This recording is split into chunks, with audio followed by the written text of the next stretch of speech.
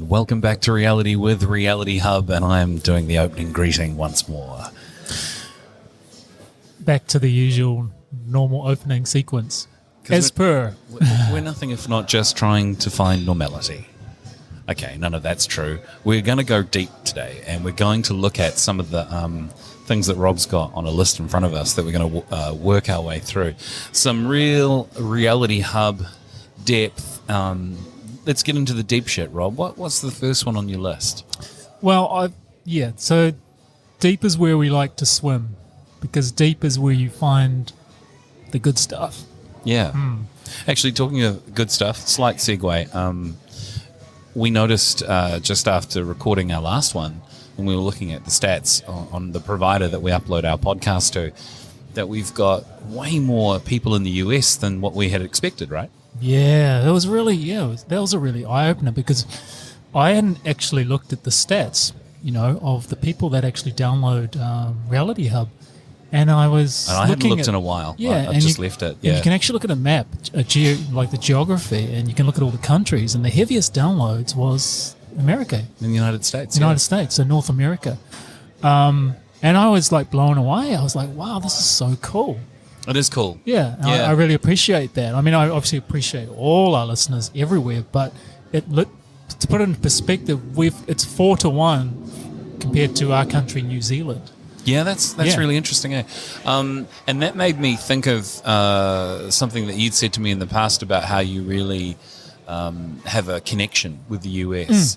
And that got me thinking too. And I know that you do, and I know that you love so many things about the country and what it stands for. But for me personally, I'm just so grateful that they exist in the world as a bastion of freedom. The democracies around the world that we live in, that we have the good fortune to be part of, in many ways, if the US wasn't a good example of what democracy can be in terms of standing up for your rights and freedoms of expression and that kind of thing, we wouldn't have what we have. And so no one's country is perfect, right? And putting that aside, whatever your personal opinion might be about one place or over another, I think where the fight is happening in the world right now, it's happening in the US. And no matter what side of the coin you're on, you would have to agree that the US has gone through a lot of shit recently, and it'd be fair to say a lot of people are having a hard time and struggling, and some people are doing all right. But if you're out there and you're in the US and you're going through it all, we're watching from down here in New Zealand, Rob and I, and we send our love, and we wish you the best with everything you're dealing with, and we thank you for what you're going through. Yeah, well said. It's a fight for democracy, and I appreciate it very much, even though we're a very different country. Yeah, while you were just saying that, a thought occurred to me, and I'll pose this to our American listeners, and I would ask you, this is what came up for me. What does your country truly represent on the deepest level? What does that country mean to you outside of the political spectrum, belief systems, but, in your heart and your soul, what does that country mean to you? And you brought up, some things that come to my mind in terms of the impression, or what I feel is freedom and liberty and hope and the dream and those ideals that the country was founded on, and what makes that country so special and unique. And I think that, those ideals that are true for any human being, that any human being that just wants to live a life of freedom of choice, of doing something they love, of the ability to be who they are, those fundamental ideals. And I always felt like America stood for those ideals and fought for those ideals, and was the beacon of light in this world. I do too. Yeah. And I think some other countries have a good go at it as well. Sure, yeah. But I think it really starts there, and if it crumbles there, it's fucked everywhere else. If those freedoms are lost in that country, it's not long for the rest. Yeah. So that's why I thank you for that. If you're in that country right now. Yeah, and as I say, I have a deep. I love America. I love just the diversity, the culture, the people. There's just so much. I understand. I mean, I had dreams when I was younger to live there and move there, particularly when you was interested in acting and that kind of thing, LA. Yeah, And yeah. I'm also a fitness fanatic, so I grew up with the whole culture of, California and the freedom and cars and the beaches and Gold's Gym. All the iconic places were just such a powerful imagery for me growing up. Yeah. And I was just like, I always resonated with that. I always connected with that lifestyle and culture and the movies and the music and, just everything, iconic. It's a bit of a fantasy for me at the moment to want to return to the US. I haven't been since I was a child. But as an actor, for whom making a decision to stay in New Zealand instead of going overseas was a conscious decision which was right for me at the time, but also I had to acknowledge that I gave up a whole raft of opportunities that you can only have in the US in terms of making it, like in Hollywood and stuff. So it's with great interest that I watch people on other podcasts that are international podcasts and who have worldwide listeners but are broadcasting from the US, how they talk about California's struggle at the moment and how people are leaving in droves and moving to Texas, and the people who are on the Joe Rogan podcast talk about that kind of thing a lot. Sure. Yeah, it's with real interest that I watch that, and there's a big must be hard exodus for some going on, right? Yeah. Because I don't know exactly why, but there must be a strong reason, whether it's financially or whether it's the political situation. The impression I got was Gavin Newsom and the governor of California, I hope I've got that right, has really closed things down hard during the pandemic, and it's just crucified the economy there. Whereas it stayed open with some sensible restrictions in Texas. A lot of people have moved in that direction. And you can't judge a whole country by two states, but that's an interesting thing to look at. And you got to remember that California, I think something like their GDP was like comparable to small countries around the world. Wasn't it something like, in itself, somewhere in the top five?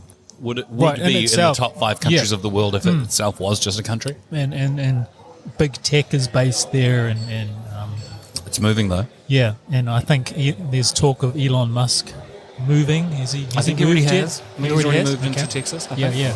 So I mean, California was kind of the dream. What is it? The Sunshine State? That's right. Is it the Sunshine State? Am I getting that right? Yeah. Has always been the Sunshine State for so many reasons and so appealing. I mean, I've been there how many times? About, I think 3 times to LA. Have in you? particular, yeah. Did you ever get to go to In-N-Out Burger? Yeah, totally. What's that like? Yeah. Well, I was more a fan of Taco Bell and the Mexican food. Yeah. Southern, yeah. So I was drifted more towards that. But I do remember the last time I was there, which was a while ago, I just felt very at ease and very at home. It's like I just kind of understood the culture and the vibe and the energy and everything.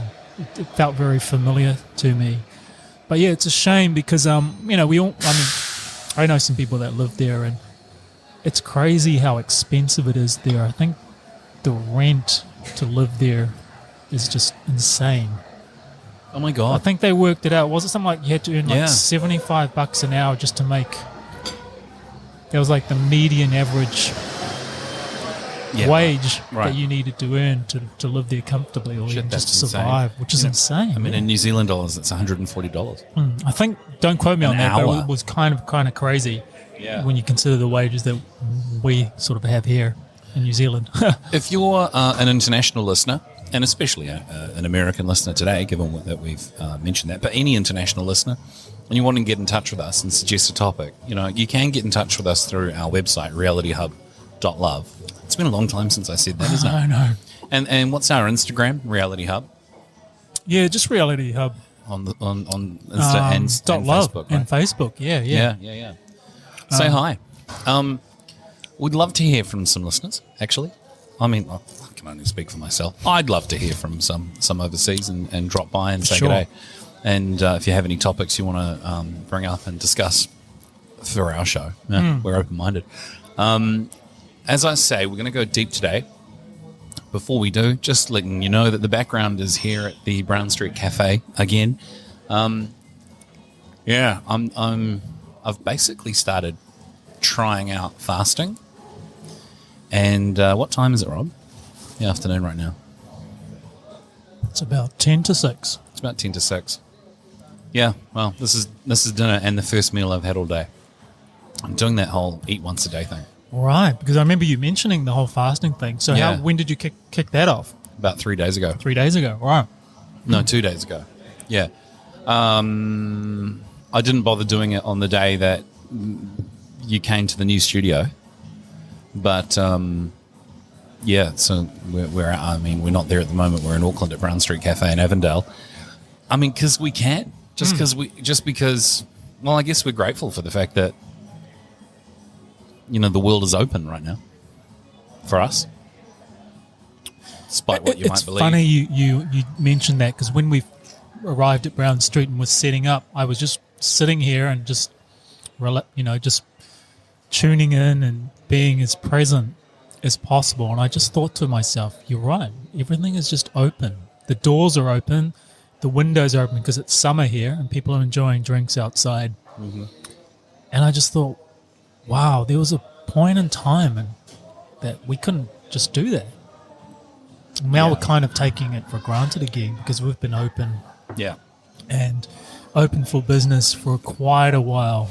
Yeah, we haven't had community transmission for quite a long time. Basically, we haven't, and basically it's in managed isolation quarantine from overseas travellers when they come here. Sure, but on that topic, did we? I mean, on our last podcast, did we touch on that much? I know we talked about a few things. I don't there. think so, man. Yeah. It was a late night podcast. It was pretty chill. But it's interesting. I caught up with some mates just before, and Michael, actually. Michael, you know Michael. I do. Yeah. Do you mean it's our Gentleman's our friend Health Michael, Club. or do we mean Mike Edward, who No, was on Michael. the show? Michael. Yeah.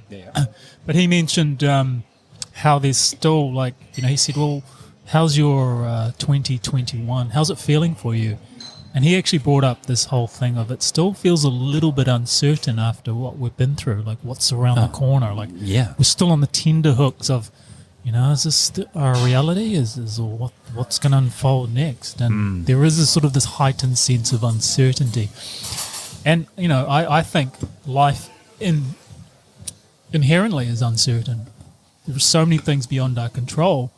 It's just that we lose sight of that because we surround ourselves with things that we can control, and once again we take that for granted until something shakes that reality and we go, oh, maybe things aren't so much in control and there are all these forces that are at play, and we are in a reasonable, when you're living in a reasonably safe society with rules and people just doing, we're not in a state of war, or at least in this country, there's not civil unrest. Yeah, not that I'm aware We of. feel safe. Yeah. But if you're not, if that's your norm, if you're waking up in a different environment where there is that volatility, then you're kind of going to feel like, no, that's just the norm. So I guess what I'm saying, you might be waking up at the border of Israel right now. Sure. Yeah. And I know in New Zealand we get a little bit insular because we are an island nation, far away from a lot of the troubles that are happening in all the other different countries, not just through this C-19 drama, but just in general. And so we take this moment just to feel grateful for our situation and to acknowledge that. I can feel this is going to be a real chilled podcast. Or things might change. One of my friends said, I like listening to your podcast. Helps me go to sleep. Oh, thanks, buddy. Oh, no. But if, David, you're listening, I hope you're sleeping well at this point. Who's David? I work with him. Oh, right. Yeah. Hey, man, what's number one on the list? What are we going to... Well, We'll get through a few of these, eh? 'Cause yeah. These are great. So, as if you're a regular listener to Reality Hub, you know that we like to go deep beyond Yep. the surface things. But my passion has always been, since as far back as I can remember, is just to know thyself. So I've kind of entitled the topic that we're going to talk about, Journey into Self. So Cool. I'll just start off with a little quote here. Know thyself, and thou shalt know all the mysteries of the gods and the universe. Oh, that's a goodie. I don't know where I got that from. I can't see, but it seems like an old sort of quote. But it sort of encapsulates, like when you truly know who you are, then you will know the mysteries of this reality and the universe. Because I believe the universe is within you, because you are a fractal. And Fractal of the universe, so yeah. Makes sense. Totally. So anything you experience out there is actually happening within you, as below, as within, as above, as below, as within, so without, kind of. Yeah, I hear you. Yeah. That fractal of the universe thing never ceases to amaze me. Yeah. Recently watched a YouTube video about a spiritual, I don't know what you'd call him, a spiritual dude called Huna. Huna. Yeah, Huna. It's all over. It's all over YouTube at the moment. This guy is traveling around the world, somewhat hindered by recent events, and he's sealing up. What they say he's doing is he's sealing up portals on natural energy points on the planet, which he's been able to pinpoint and locate. Because I'm just going to say he's probably quite an old soul or something, but he clearly has a lot of mana and power. And mana, I didn't say money. For our overseas Go audience. on, describe what mana means. Well, you said it. Yes, I suppose I did. It's on me, isn't it? I would call it energy, wisdom, and respect. I think that's about the best way I can put it. It's a Maori word. Excuse me. This salad, by the way, is great. Rob's having a burger, and we've got some wedges on the side. So if you can hear the sounds of food, well, you know, we're human and we're eating, and it's my one meal of the day. Let's see how long this lasts for. And we're at a cafe. Yeah. And there's a bus right outside, so it's all happening. And it's the middle of summer for New Zealand. Yeah, no. So getting back to this. Yeah, so Huna. So sealing, closing off energy portals. That doesn't sound good unless those energy portals are bad ones. You got it. Negative And so energy. what he's saying is he's sealing them off because a lot of negative energy is coming into the world, which is being utilized by nefarious forces right. to keep us in a dumbed down, fear energetic state, which is enabling us not to evolve in a way and lighten our load and see and be a more loving human species. It's disconnecting ourselves, which ties into what we're talking about, to our true authentic self, our beingness, which is our multidimensionality. So if you don't have access to those other aspects of who you are and remembrance, then you're just going to feel like you're this human being having this 3D, whatever you want to call it, experience with no access to other levels or dimensions. I agree, and I think another way of putting it would be if you had less negativity flying around you. Imagine how differently you would feel and how far you'd get in your thinking and interactions with others. You'd feel like you had a weight lifted off your shoulders and you could live. This is an old-fashioned word, but to your moral standards more easily, whatever that means to you, whatever your ideal way of living, without being under some pressures of darker energy forces. Yeah. I think we would find ourselves in a much more loving state as humankind. Yeah. Anyway, so that's what he's doing. That's really interesting. Yeah, I Look him up. because He's a old Maori guy. That is such a poor description. I really shat on that. But Right. he is like an elder, a wise elder. Yeah. But obviously he's been called to do that as part of his journey Yeah. and his relationship to the natural environment, to Mother Earth, whatever you want to call, however you want to call our And I planet. might just correct what I said there. I don't know if he's that old. It's probably not he may even be our age, Wow. but he just carries such wisdom. He seems like an elder. You know what I mean? It's all relative, right? If you're a Yeah, yeah, yeah. teenager and if a person in their 40s is old, right? Yeah. You know, you want to know the funny way I found out about him?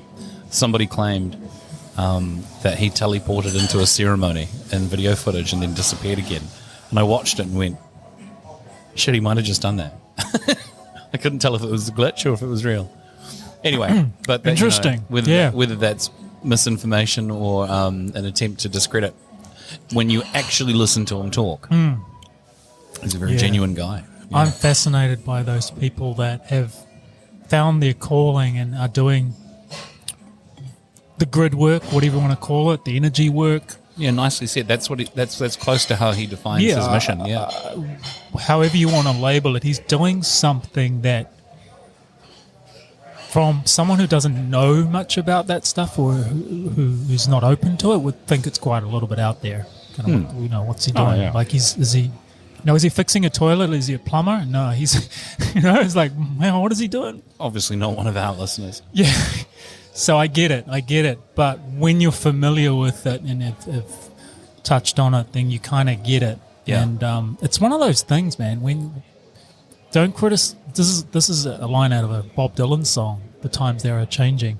Yeah. Don't criticize what you don't understand. So if you don't understand that stuff, don't criticize it. Just be curious, and if it if it doesn't resonate with you, then that's cool too. But Yeah, just move on. But just don't knock it until you get it and understand it. So, okay, so here's a question I pose, and this is a question that I pose to myself, and this is not easy. This is the real work, the tough work. But are you willing to go deep within, to look at yourself openly and honestly at both the dark and light aspects of self, to fully integrate and heal so as to come home to your unified self? It's quite a mouthful there, but Wow. are you willing to look at yourself openly and on? This is not for anyone else. This is for you. This is your personal inward journey to look at all your, as George Kavassilis likes to say, all your bits and pieces. Yeah. All not just the good stuff, but the bad stuff, and not judge yourself. But just go there and go, okay, yeah.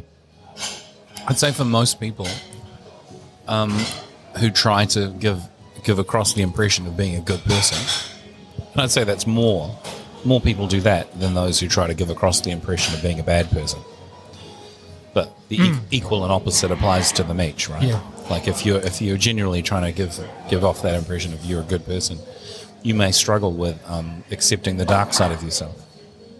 I suppose Exactly. in the lesser likely scenario of you're a bad person who likes to give off the impression of being a bad motherfucker, you probably struggle. You may struggle with the light side of yourself.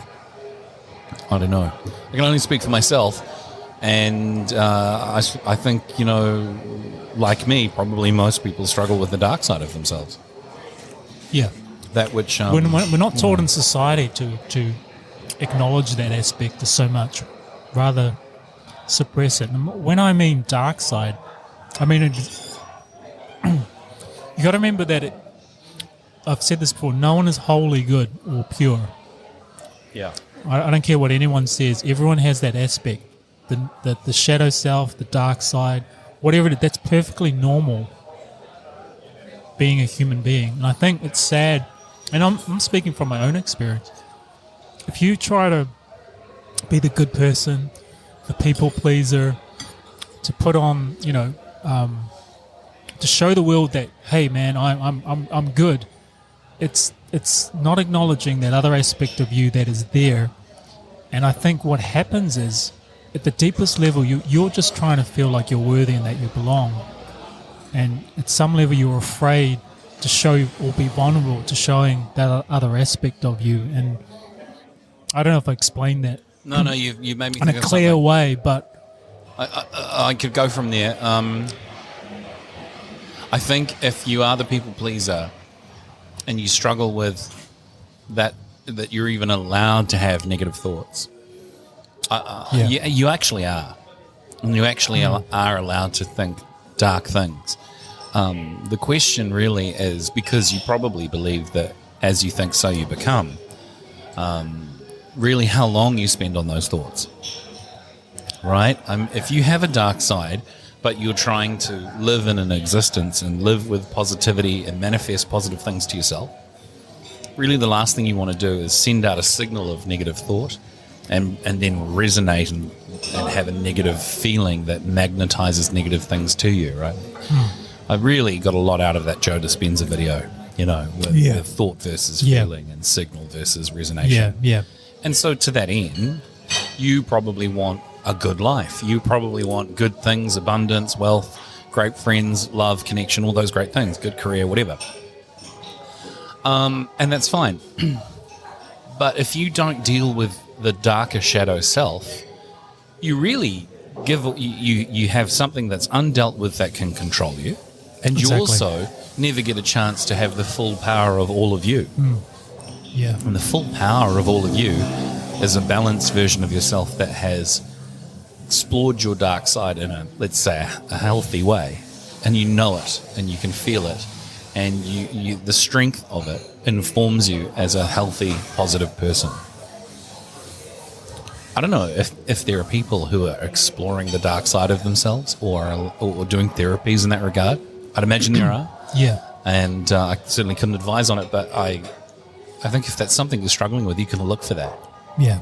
How can I come to grips with my dark self and still be a positive, light version of what I want? Yeah, and Otherwise, you're controlled by it. you are. And dark self can mean negative self or shadow self or unhealed aspects of yourself, parts of your being that you Good feel point. Very good point. Put it this way, things that you might feel embarrassed about, shameful about,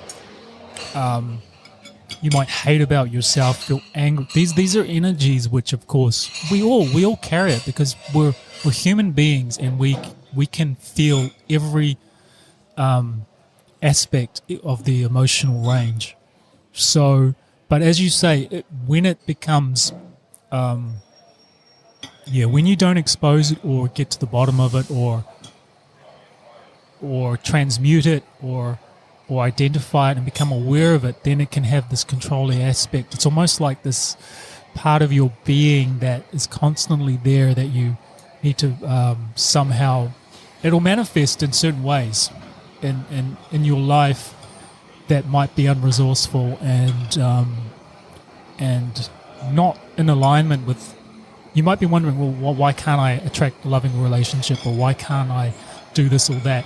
It could be because of those things that are deeper within. And I think, look, I'm still totally a student and learning about this as I go along. So I'm not saying I've got the answers, but the whole point of this particular ep is about journeying into yourself and trying to understand those things, and then getting the awareness and doing those things that you feel like you need to do if you believe in this whole reality as a school, if you like, where you are learning your life's challenges and you're trying to evolve into a better human being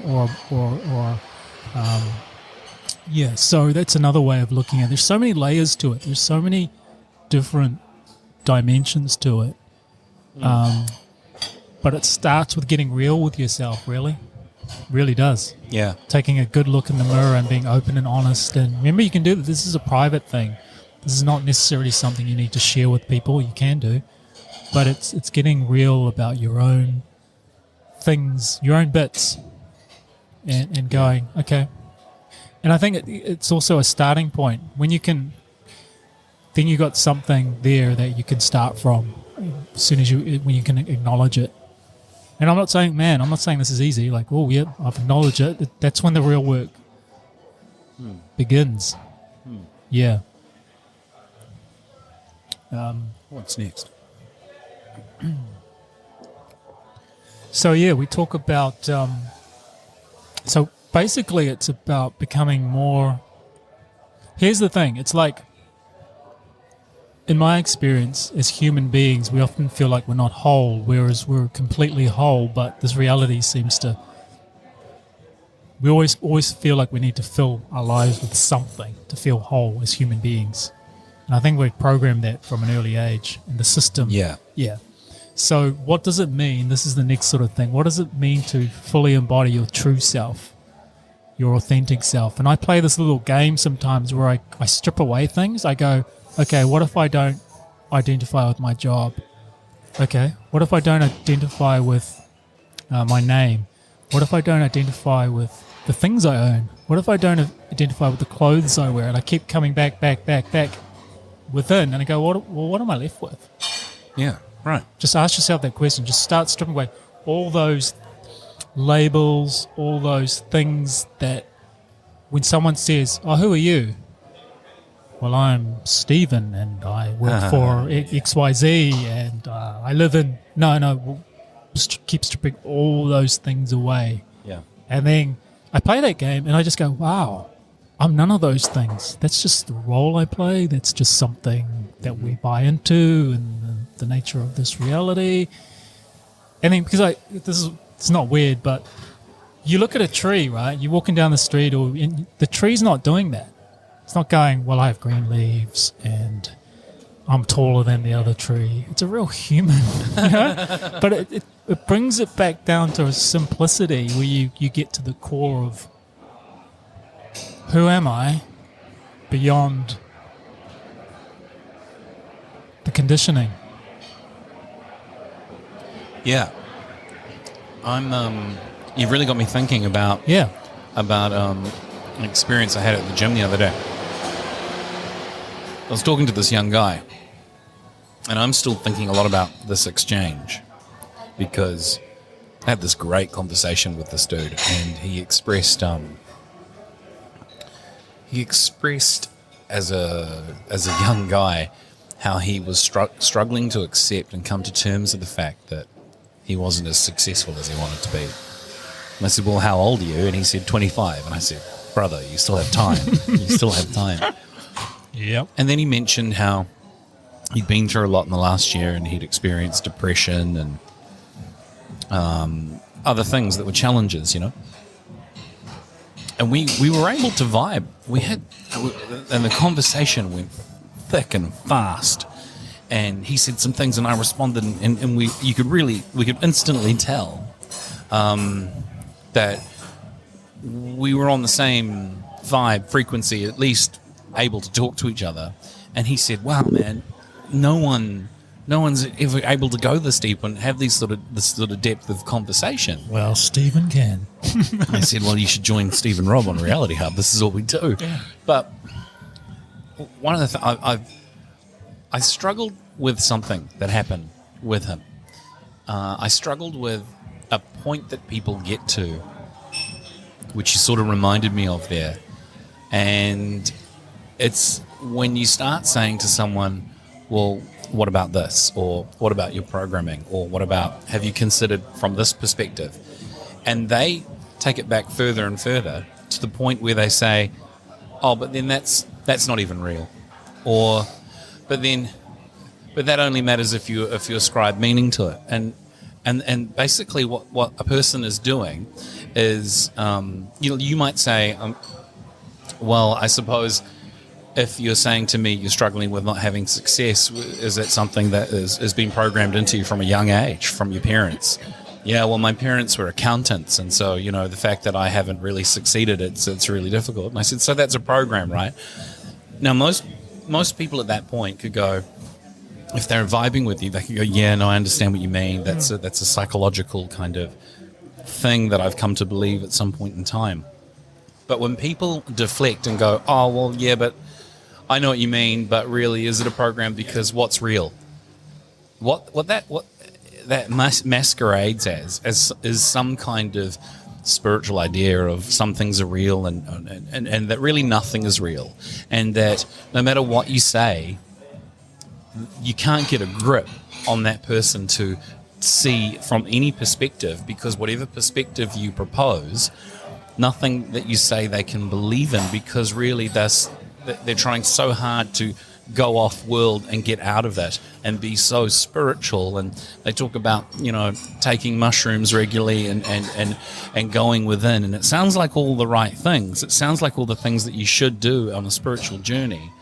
But this kid, as much as I liked him, I say kid because I'm 20 years older, as much as I liked him, I realized he did not want to be pinned down and responsible for any thought to deal with it.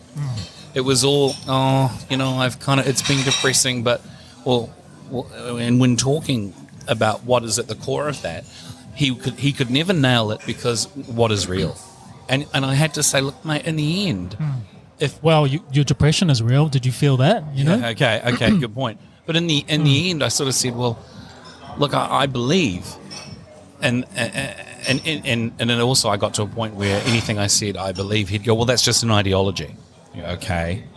Again, so you can't nail anyone down on anything because they're not willing to hold anything as tangible, any idea. But I had to say, look, I believe that if you're infinite consciousness having a human experience, if you're a soul, and I accept that that's an ideology, and you're living this life, and this is your skin and flesh suit for this time period, and maybe that in fact you're a spiritual being having a physical experience, and when you realize that, you actually do have to deal with the physical problems in your life, finances, emotions, relationships. You can't just say, oh, well, what is real?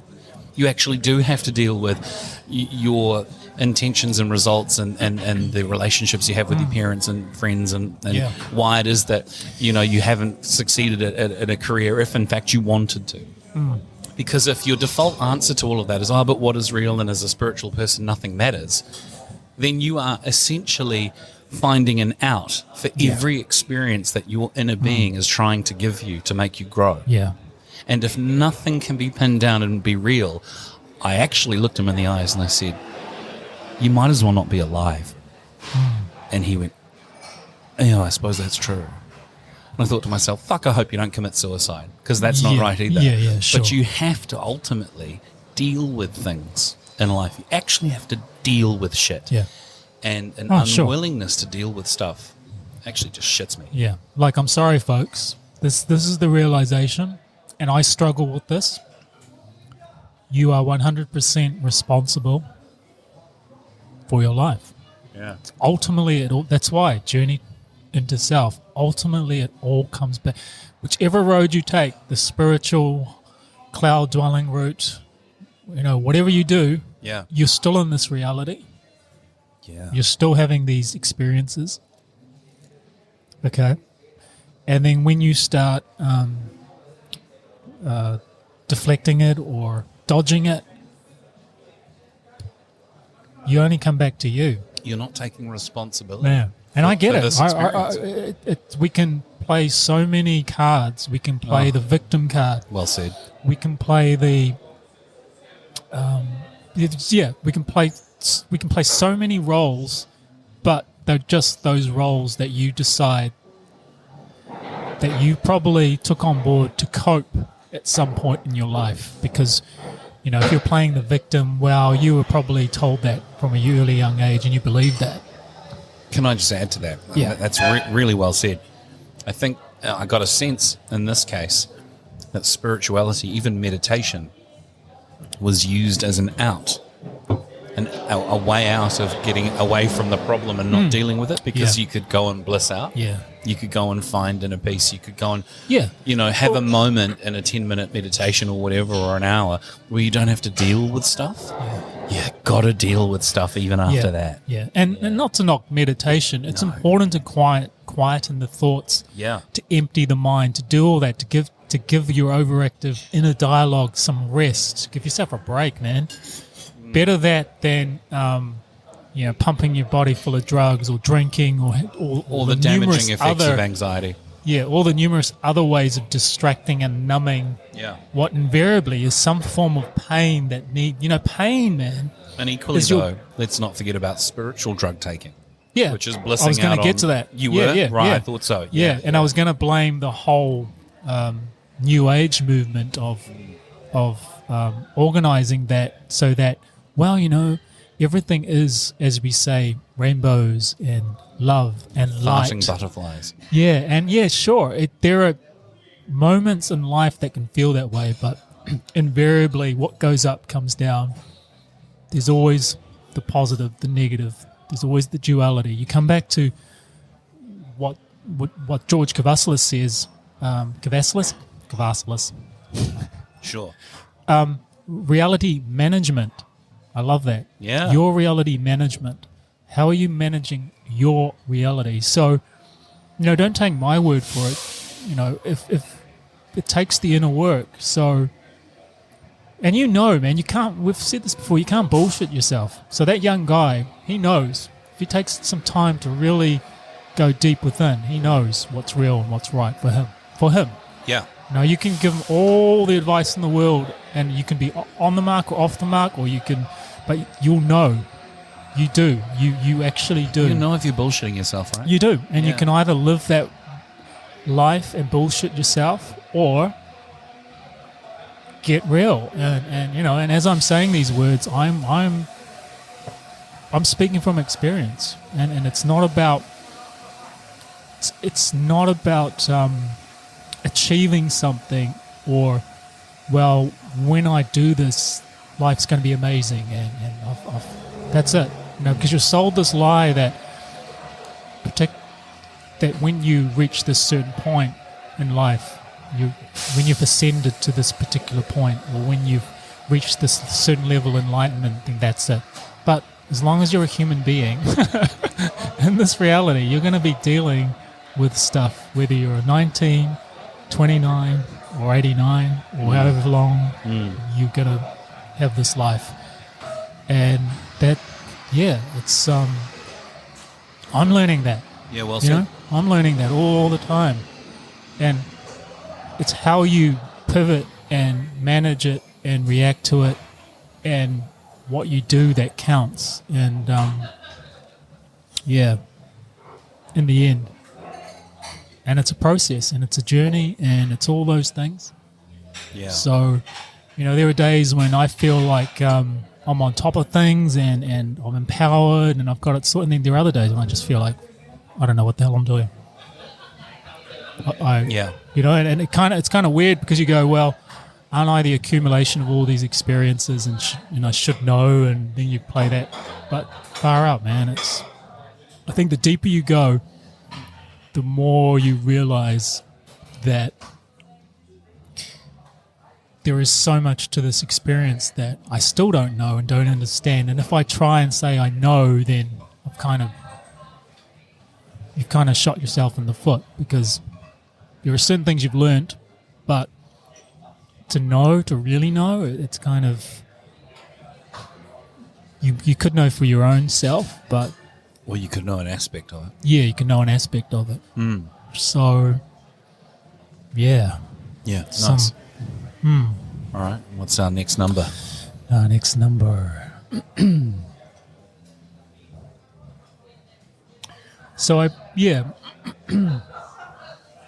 pose this question also about, do we have a soul blueprint before we incarnate here on planet Earth? Yeah, I read that. Yeah. What do you mean by blueprint? Well, this whole thing of, like, when you truly understand who you are, and you talk about, there's this whole thing, you can be whoever you want to be, realize your dreams, find your purpose in life.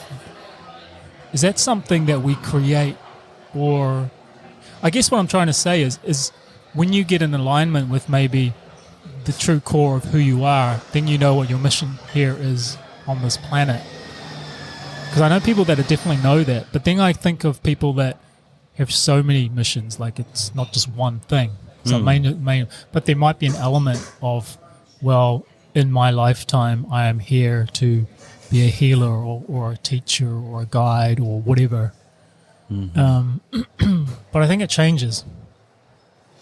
I think it must change, because you must be able to have a real three-dimensional experience, multiple aspects of experience within the life, even if you have an overarching theme. Yeah. You've got to, even if you have an overarching theme of someone who helps others. There'll be times where you need help.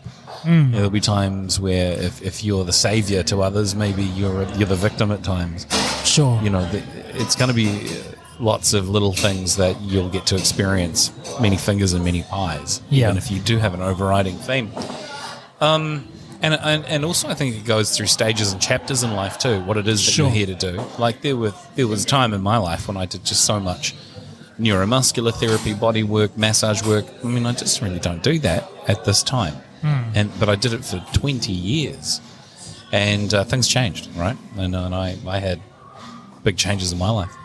And so the chapter that I went into after that, which was into the corporate world, it was necessary. I wouldn't say, for example, that it's for everyone, but it's a necessary thing to learn from, or at least it was for me. I choose to take that meaning. I think we ascribe meaning to things, and psychologically it's good to have an understanding of where something has been useful in your life, because otherwise, what's the point? Which is a little bit like what I was saying to this young guy. If you don't ascribe meaning to, if things are meaningless, and they're not to me, things, I think as humans we look for meaning in things, and sometimes we make that up. But if you can find meaning in it, that's a good thing, and you can find value in experiences, that's a good thing. Yeah, it certainly informs you what you like and don't like in your life. Yeah, I mean, we do. We give meaning to whatever it is to make our lives feel meaningful. Otherwise, what is the point? And that's so what I find so fascinating with human beings. Like, there's definitely things that are in common with humanity, but everyone is so unique and different in terms of what they feel is important and gives them meaning. And I guess that comes from your innate abilities and talents and how you want to express them. So, that whole thing of, is there a soul blueprint? Is there this kind of map that you can discover when you go deeper into yourself about your... So how would you describe this blueprint? Like, is it about the soul or is it about the life? Well, a blueprint for the I'm life? Always curious to know. Like, I'm incarnated here and having this human experience. At what point did I have any input into that? Right? Right. The same way that I have input every day to consciously choose what I want to do in this experience. But what about and this is the big question, right? Like, before I incarnated here, so did I have... was this a choice or was this a punishment? Was this a choice? Yeah, and if I did have a choice on maybe that deeper soul level, what did I choose to experience in this lifetime? Yeah. I'm just posing that question, right? Right. Maybe it's unanswerable. Maybe it's just like, wow. But to me, it's a very obvious question. So, and that comes down to this whole thing about knowing thyself. So it's not just knowing who you are on this level and on the earthly level, but also on that spiritual realm, and tapping into that and going, well, okay, so yeah. Well, I mean, some people, they have a memory of choosing the life. And that's why I brought it up as well, because I've heard of people that have that memory. I mean, I remember that the podcast we did where we brought up that book, which was the in-between life of the souls. I forget the name of the book now. Journey of Souls? No. Yeah, I think that was it. Yeah, well done. Okay, I'm pretty sure that was it. Journey of Souls. Yeah. Anyway, if memory serves, it was an early podcast where we had Jane on. Right, and there was he was a hypnotist. Yeah. And he took people back through experiences, numerous people, and without encouraging them to have a particular kind of experience, they all relayed a very similar process of life between the lives that they lived. Really interesting. I mean, on the one hand, I think I wish I knew too. Like, what am I here for? Yeah. The way you put that, the way you couch that in words is interesting. What is my soul blueprint? I don't know if that's, like, I get the feeling that the blueprint of the soul is like like the blueprint of a car. What is the car made up from, or the blueprint of a building? I use that language as opposed to what is ahead for me in the cards of my life. Yeah. I suppose it also raises that whole fate versus free will argument. Yeah. But I use the word blueprint because it's kind of like, and I don't know enough about this, but we talk about DNA code and being a humanoid species, and then there's this talk of DNA activation, which is about accessing more of your abilities as a human being. As I say, I don't know enough about it, but it's kind of like if you were to look at every life form on this planet, there is a certain structure to it. That are components that make up that particular tree or that particular flower, right? And as a human being, when you go deep into the, we're all made of stars kind of thing. But Yeah, that's good. Yeah. I like So, that. I mean, I don't know. That's just journeying in deeper and deeper and getting to that sort of level. Yeah. But yeah, I find that fascinating as well. Yeah. Yeah. Because you're expressing yourself as this unique human being. And then I suppose what it's getting to is getting back to source, whatever that is. To you. Yeah. Yeah. That's deep.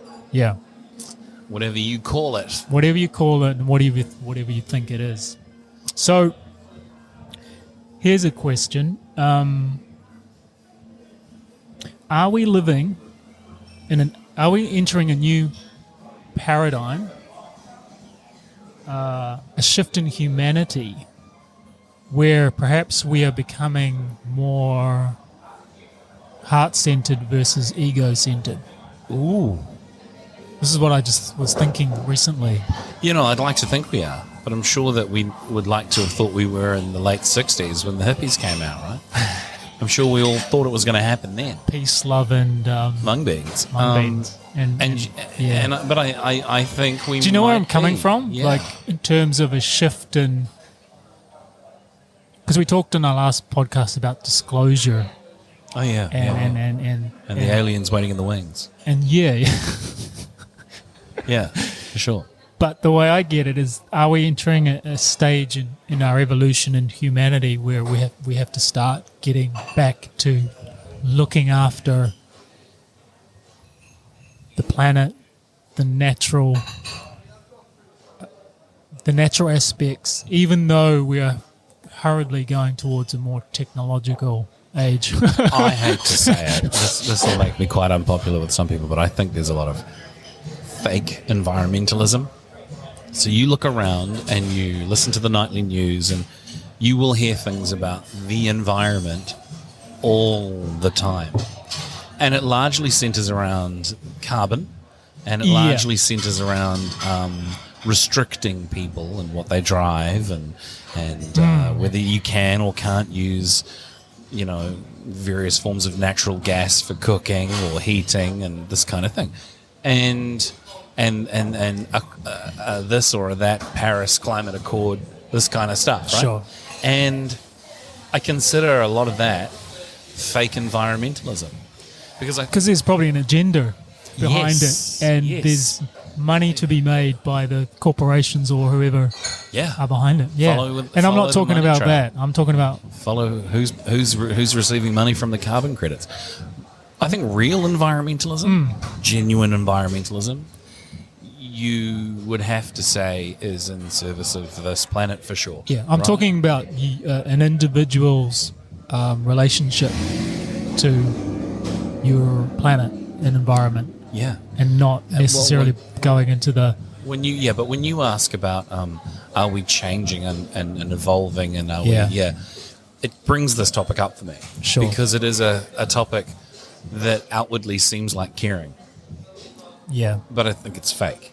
And genuine caring, you find yourself able to commune with Mother Earth, like the things you've often talked about before, Yeah. and finding a space and place in nature to relax and feel into, and maybe meditate, but it's certainly relax with, whether it's at the beach or in the bush. And genuine environmentalism is maybe picking up litter, or maybe it's making an effort to ensure that fish survive and that trees grow. Yeah. But this other stuff, which we hear about on the news all the time, is it's different. It has an entirely different feel to it, and it's done under the guise of doing something loving. When in fact, I don't feel it. I don't feel like that's what's actually happening. Yeah. Yeah. Sure. I'm really anti-pollution, but I'm not anti-carbon. Yeah, and there really is a difference, and they separate out. Yeah, and I guess it depends on, I'm not saying that you need to start going out and joining environmental groups and you need to save the world, save the whales kind of thing. Yeah. Because, it comes back down to what can you do that is right for you. Some people are, boots on ground, and they go to the protests and they hand out the flyers and they call up their local MP and go, what are you doing? And they get active and they're like, and then there are other people that maybe do it in our format and just try to communicate it via a podcast to help people to stimulate conversation and to think about it a bit more. So that starts to change things, change the your own viewpoint on it. That's what just occurred to me. So I'm not saying that everyone needs to go out. I mean, ultimately, when you come to the realization that you are completely connected to the planet, the reason why you're here is that you can breathe the air, eat the food, it sustains life, then it's pretty obvious that you're inseparable to, and that's not just us, but every living organism is allowed to be here. It's really important. Yeah. I mean, I don't see that happening on a lot of the other planets that are in our solar system. I'm not saying there's not life, but in this, in this frequency, in this dimension, rainforests and marine life and just the abundance of life. Yeah. Then that kind of says something about this planet and why it's constructed and what it represents. Yeah. So from that angle, but not from the false agenda and the false light and the false do-gooders. We're creating wars to protect. Maybe not the Greta Thunbergs. Yeah, I was just trying to come up with an analogy. Yeah. Or we're secretly selling the guns that have started the war and we're fighting against. That kind of scenario. Going what? Wait, what? Yeah. It's a good one. That's a good one. Well, I kind of feel the energy wrapping up a bit. And it may be because I'm digesting. Yeah, maybe. But we've just done an hour. Or close to. Man, that flew by. Sure did. Yeah. Well, let's save some of those for another episode, eh? Yeah. So hopefully, what we've said has helped stimulate something within you. Yeah. To journey into self and to know thyself. Because I tell you what, it's the most important thing you can do. Yeah. Apart from, surviving, eating food, breathing. Yeah. Looking after, the earthly aspect of your reality. So and watching Snowpiercer on a weekly basis. Oh yeah, did you watch it? Well, I mean, I watched the first episode of. The second one came out. Was it last night? And there was a real. Oh, I got to tell you, I don't want to spoil it, but there was a scene in there which was disturbing and was, I don't know, could cause some controversy. Well, I can't wait to see it. Yeah. I don't want to. I was like, oh really? Is this going to happen? Are they doing that? Really? Oh no. Because I know there's been a lot of violence in it, and there's been a lot of blood shed and killing, but this takes it to a weird kind of level. I don't know, it affected me. I'll tell you off. You'll tell me off. I mean, I'll tell you off air. Off mic. Because you just reminded me of it, and I was like, yeah, interesting. It didn't sit well with me anyway. Well, to everyone in the US, a special shout out to you on today's episode. Wishing you all well, and to everyone else, have a great week, and we'll see you next week.